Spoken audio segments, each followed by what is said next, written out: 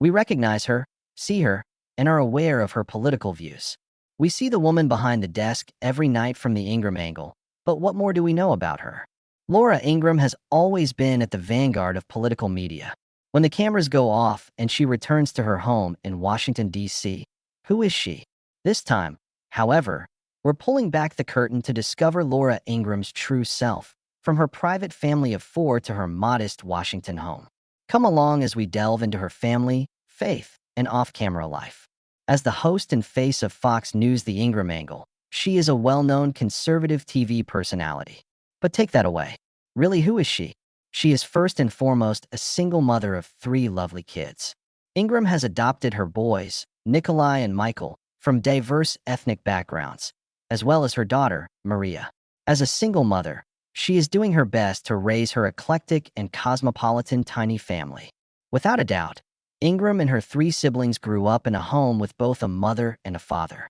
Her daughter Maria Caroline, who was adopted in Guatemala in 2008 at the age of 3, is her eldest child. Before the Fox News host discovered her, Maria, who was born on May 11, 2005, had lived alongside children similar to herself in a nearby Guatemalan orphanage. Regular adoption is difficult enough as it is, as everyone knows. How difficult is international adoption, then? It would be an understatement to say that Ingraham was ecstatic when the procedure was finally completed and Maria's papers were approved.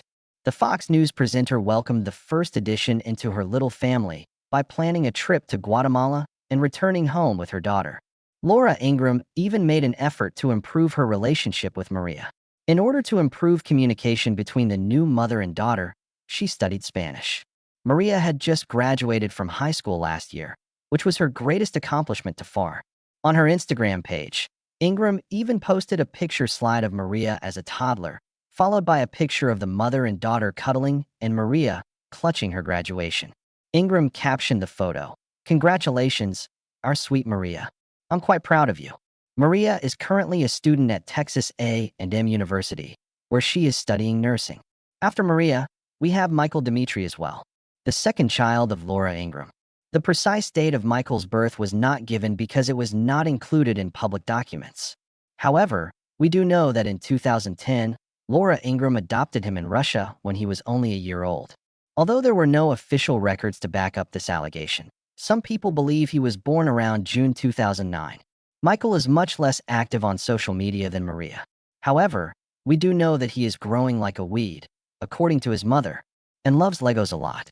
Similar to Maria's adoption, Michael's adoption was difficult for Ingraham, particularly given the tense diplomatic ties between Russia and the United States. Fortunately, his adoption went through, and Ingraham was able to bring him home. Little is known about Michael other than rumors that he is a high school student at a private school in McLean, Virginia, as Laura Ingraham is extremely protective of her children's privacy. Last but not least is Nikolai Peter, the youngest son of the Fox News personality. Similar to Michael, Nikolai was born in 2010 in Russia and was taken in by Ingraham the following year. According to Ingraham, her youngest was intelligent, tough, and defiant. Additionally, the youngster gets along fairly well with his mother and siblings despite being a little stubborn.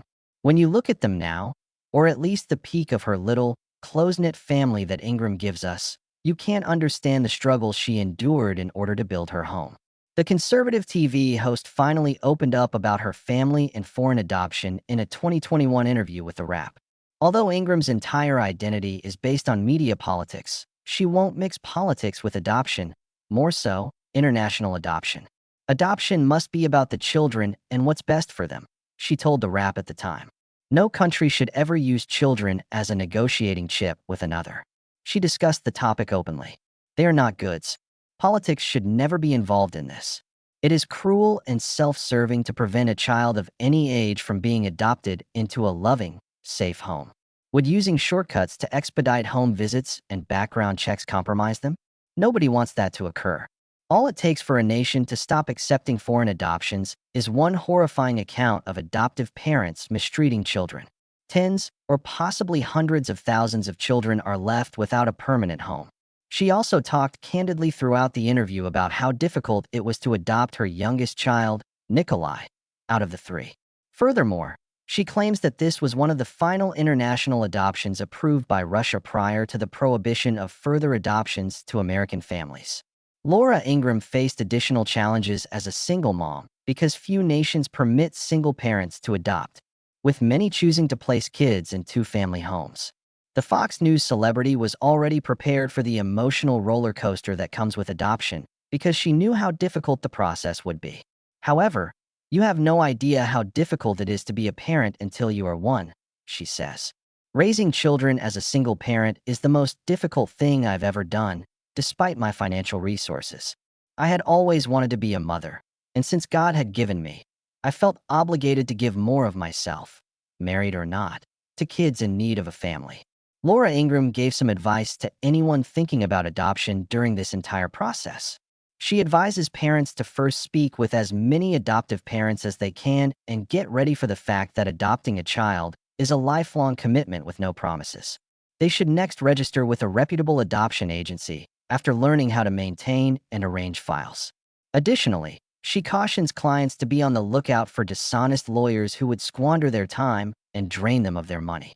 Additionally, she exhorts them to trust in God above all else and to be patient and resolute to complete the process once they have made a decision. The adoption procedures Laura Ingraham underwent were difficult enough, but when she adopted her daughter, Maria, she encountered an additional difficulty she never anticipated. Laura Ingraham experienced yet another traumatic situation early last year. Her world almost fell apart when Maria's biological parents showed up and insisted that she give her daughter back to them after she had raised Maria alone for the previous 20 years. A few weeks after Maria's 19th birthday, two individuals knocked on Ingraham's door, according to reports from her neighbors in the second quarter of last year. The couple identified themselves as Juan and Mariella, according to her neighbors, the eldest child's biological parents. According to reports, the pair requested Maria's return and had legal documents. Additional important factors include the couple's rural Guatemalan origins and their assertion that their daughter was abducted while the nation was engulfed in civil strife. Juan and Mariella persisted in trying to locate their daughter in spite of their dire situation until a charity group made the decision to assist them. Although the identity of the aforementioned organization was withheld, they claim that it seeks to bring together families that have been split up by unsuccessful overseas adoptions. Laura Ingraham has always been outspoken about the extremely difficult adoption procedure she underwent in order to bring Maria home with her in the United States. "We're not sure about you. In light of the couple's assertion, is it plausible that Maria's adoption was also the consequence of an unsuccessful overseas adoption?" Through their diligent search, Juan and Mariella found Laura Ingraham's house right outside her front door. The pair appeared to have been planning this for years, according to neighbors who witnessed the entire scenario play out. They were resolute despite the intense emotion in their eyes. Ingraham, on the other hand, was taken by surprise and never anticipated being a part of a dramatic meeting. However, she made the decision to put her emotions aside in order to keep Maria safe as a mother. Ingraham has confided in a few close friends about the entire situation, and they claim that the TV anchor sobbed as she acknowledged that she could not fathom her life without Maria. Even Ingraham, who presents a tough online persona, becomes rather sensitive when her children are at stake. "Like any mother, I will fight for her since she is everything to me." Given Laura Ingraham's resolve to keep her private life private, there have been no updates on this matter as of yet. It appears that we won't be able to watch the plot develop in real time. Aside from the parental issue, this issue also raises several issues about the legal complexities of the adoption process. As previously mentioned, all of Laura Ingraham's adoptions were lawful and completed the required processes at the time. However, the scenario has been far more complicated than we all initially believed ever since Juan and Mariella entered the picture. Adoptions abroad can be challenging, particularly the ones that happened in the early 2000s. Why? The reason for this is that there are numerous unethical behaviors and pervasive corruption going on beneath the surface. According to the National Adoption Information Clearinghouse, 127,407 American children were adopted in the country in 2001 alone. Therefore, consider the sheer number of international adoptions, and the undocumented ones, much more so. Naturally, some news outlets have caught up on this story despite Ingraham's best efforts to keep it under wraps. Legal professionals can then offer some insight into the matter. Maria's purported original parents may contest the adoption on a number of grounds, the most important of which being inappropriate permission, even if Ingram's adoption were legally recorded and carried out. These kinds of court cases might go on for years. It could lead to a procedure that is mentally, emotionally, and financially taxing for everyone concerned. Naturally, the public has already expressed its opinions on the matter, with both Ingram's admirers and detractors holding diametrically opposed views. On the one hand, Maria's supporters have been overwhelmingly positive, supporting her and asserting that her original parents are simply taking advantage of the situation for their own benefit. Additionally, her fans have voiced their displeasure with interfering organizations, claiming that they cause more harm by destroying families. Naturally, Ingram's detractors view the scenario more objectively, pointing out that Maria's biological parents have the right to pursue their daughter and that the matter is far more complicated. Laura Ingraham would thus have to deal with the consequences of a defective adoption system. Many can't help but draw attention to Maria's utter silence on the entire situation. In the eyes of Laura Ingraham, she will always remain her daughter, even if she is already 19 and of legal age. Although some of her friends have expressed that she is overwhelmed and perplexed by the abrupt appearance of her biological parents, Maria has not yet made any public statements. All we can do is hope and pray that the Ingrahams and Maria's biological parents will come out on top in this whole situation. Some obstacles are too difficult for a single mother to overcome on her own, which raises the question of whether Laura Ingraham will ever find a husband. As a single mom, Ingraham has found it difficult to raise these 3 children. For those of you who are interested, she was on the verge of marriage once. In April 2005, Laura Ingraham was engaged to James V. Reyes, a Chicago businessman. On her radio show, The Laura Ingraham Show, she announced the fantastic news. However, as luck would have it, she was diagnosed with breast cancer, which prevented her from getting engaged. Ingraham, being the independent woman she is, received treatment and recovered. Her partner, however, found her diagnosis and treatment to be too challenging. Thus, Ingraham immediately informed her audience that the wedding was off, just 1 month after she announced her engagement.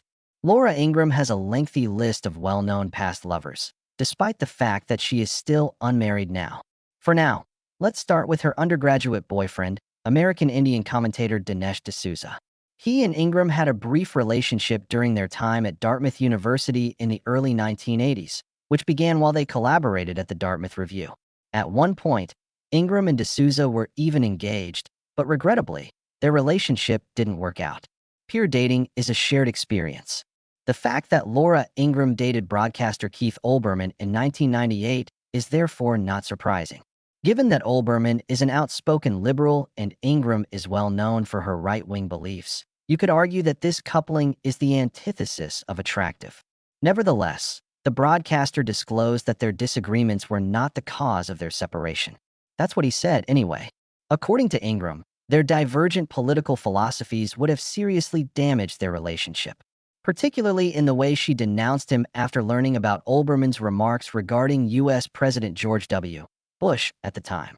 Around addition to Olbermann, rumors circulated that Laura Ingraham had a love relationship with Robert Torricelli, a former politician, around 1999. Given that Ingraham is recognized for her conservative beliefs and Torricelli is a well-known Democrat, they certainly make an unusual couple. However, there was never any proof that these two were dating, because this relationship myth was never addressed by them. Ingraham was also associated with economist Lawrence H. Summers following Torricelli. However, neither party verified whether this was true, much as her dating rumor with Torricelli. Laura Ingraham is not currently involved with any guys and is not known to be dating anyone. However, considering how private her personal life is, it won't be shocking if she is discreetly seeing someone right now. Therefore, James V. Reyes was her final known partner. But when she had to face her cancer diagnosis, even that became less important. For some people, receiving a cancer diagnosis is equivalent to receiving a death sentence. However, Laura Ingraham felt more fortunate than she had ever been. Ingraham had a conversation regarding the media personality's cancer diagnosis and treatment with Stacey Guilandi of Cancer Connect back in 2020. Laura Ingraham had the good fortune to learn she had cancer at a relatively young age. She underwent chemotherapy and even lost her hair because she was determined to fight off her disease. She experienced periods of despair and hopelessness, much like many others who have gone through similar experiences. She talks about how she overcame the darkness and challenging days and how incredible things started to happen to her. Ingram talked about how her experience with cancer helped her find clarity in her own life. It is true that everyone knows they will die at some point, but she also admits that most people don't like to discuss it. Regarding her battle with cancer, she adds, "We want to think we're going to live forever and we can go about our merry ways and la la la." Well, it turns out that when you get that tap on the shoulder, you either pay attention or you just, keep going on. She concluded that it was time to reflect on her life decisions and trajectory and improve. She claims that although it was a terrible period, it was also magnificent. She advises individuals not to let a diagnosis break them, which is another important lesson to be learned from this conversation. It's simple to say and sometimes difficult to accomplish, as she disclosed that there were days and nights when she sobbed and slowed down. Put one foot in front of the other, nevertheless, as I witnessed the examples of numerous other cancer survivors. I do not refer to them as survivors. I refer to them as thrivers. Above all, she advises them to continue living and not let disease become their identity. It shouldn't be what makes their life unique. Fortunately, she is already well past those difficult times in terms of her health. This undoubtedly piques viewers' interest in Laura Ingram's current endeavors. Even today, the conservative TV host is very careful about what she tells the media. She currently resides peacefully with her kids in McLean, Virginia, a wealthy neighborhood in the Washington, D.C. area. Her house is situated on a magnificent 2-acre plot of land. The house itself is 7,869 square feet in size. She paid $1.6 million for the house in 2014, and as of 2025, it is estimated to be worth $3.3 million, according to Go Banking rates. In addition, Ingram owned a sumptuous historic colonial row house on 28th Street in the Woodley Park section of Washington, D.C., which was constructed in 1922 and completely refurbished. It had a skylit master suite, 3 bedrooms, and 4 bathrooms. Soon after, Ingram listed the home for $1.3 million in 2007.